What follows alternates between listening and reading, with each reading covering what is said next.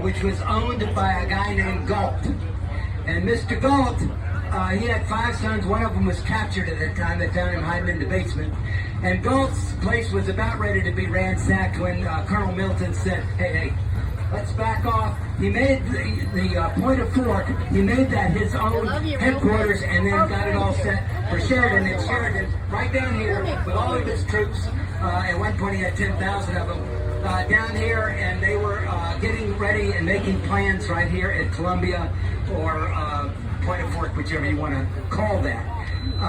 There was a lot of other damage done. They damaged some rocks along the way. And finally, the slow vice against the South began to clamp shut. And by April, in 1865, Appomattox Courthouse, we know that Lee surrendered to Grant. And that was, for all intents and purposes, the end of the war. Now, the Galt family was known to the Leisfelds that own all this property and are providing this wonderful weekend for us. The Leisfelds are related through a niece and to John Allen, who is the foster father of Edgar Allan Poe. Now that Allen name we want to tell you about in just a second.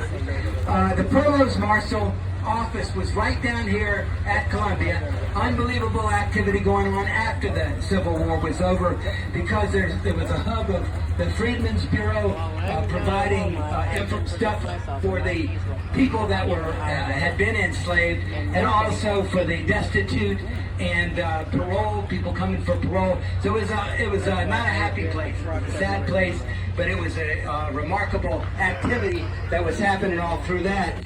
Unfortunately, by 1870, just 5 years later, came this amazing flood that took a lot of people, killed a lot of people, drowned in Columbia, and about half of Columbia went with it.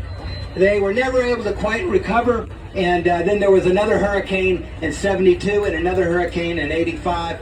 The population at one point was 39 people in Columbia. That's why we don't hear much about it anymore. But it was an amazing period right now. Now, we're sitting here, and we have a gentleman right here that is given high pay to drive this. He's getting ready to take us on a trip.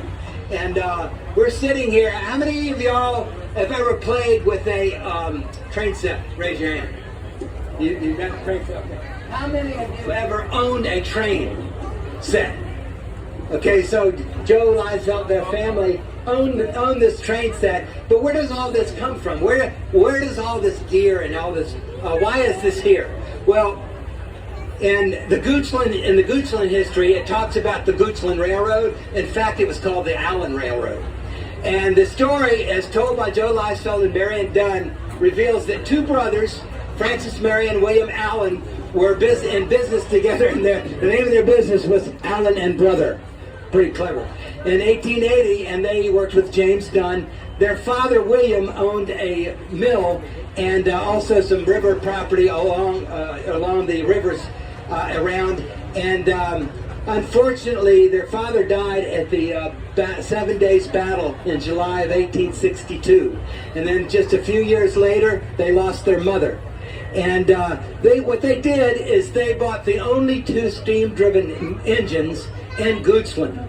And boy, people have grown tall around here.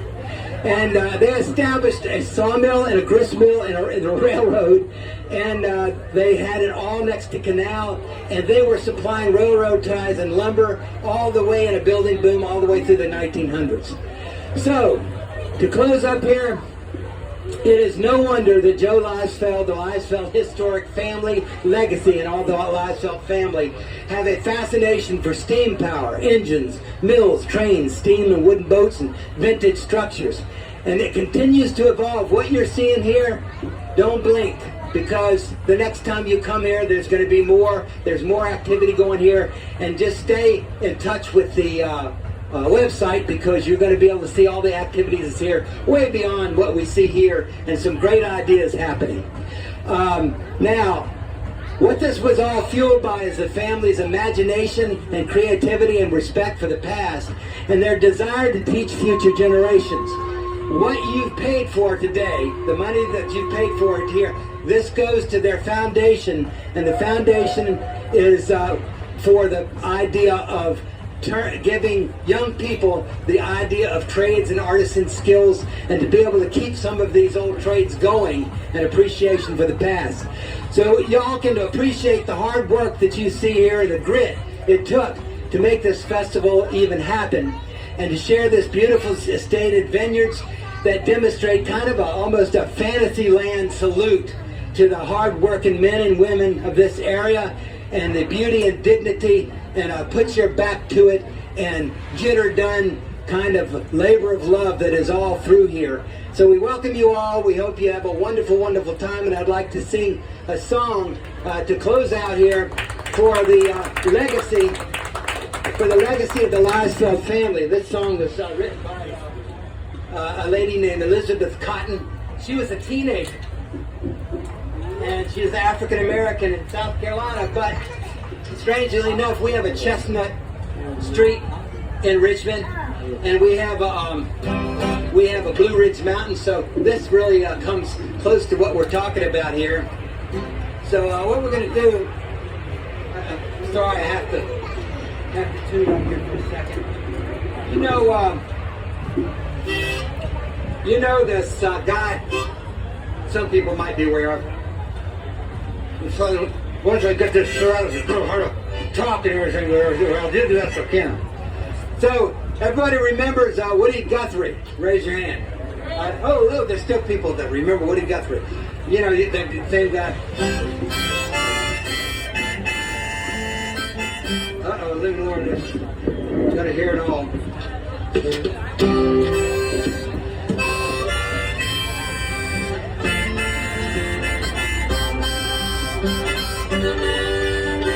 Okay, we're not going to sing that song. But you know that one? Well, that was Woody Guthrie. They asked him, Woody, why do you play with two instruments, a harmonica and a guitar? He said, I do it because everybody else just plays one and I get hungry. And I want to get the job. So that's basically why I did it, and that's why I do it. So I play, over 20 different musical instruments. I do programs from Stone Age all the way to World War II, historic programs.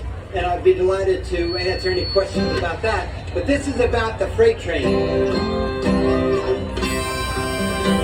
All right, sorry, I got to tune this up.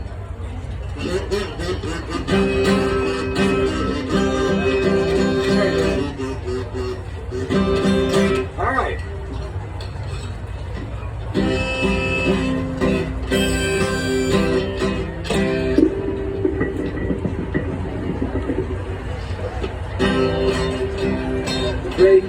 Freight train, going so fast.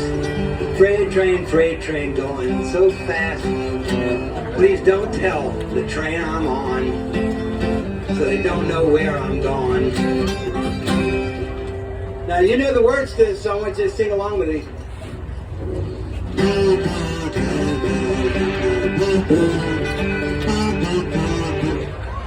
You're not singing.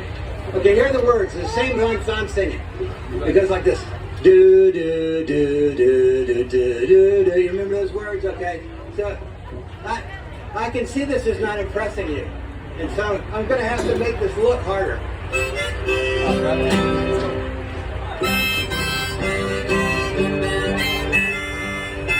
Now, what you don't know is I'm three-finger picking, breathing at the same time while I'm playing guitar.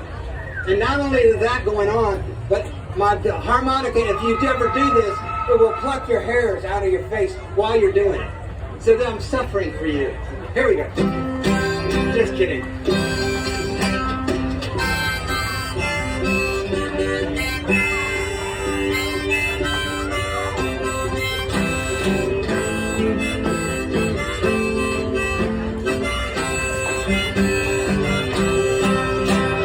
One more place that I'd like to be.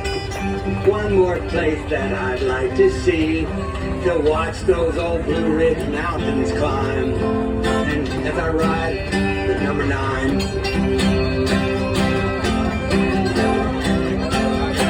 Thank you very much, ladies and gentlemen. Enjoy today. God bless you.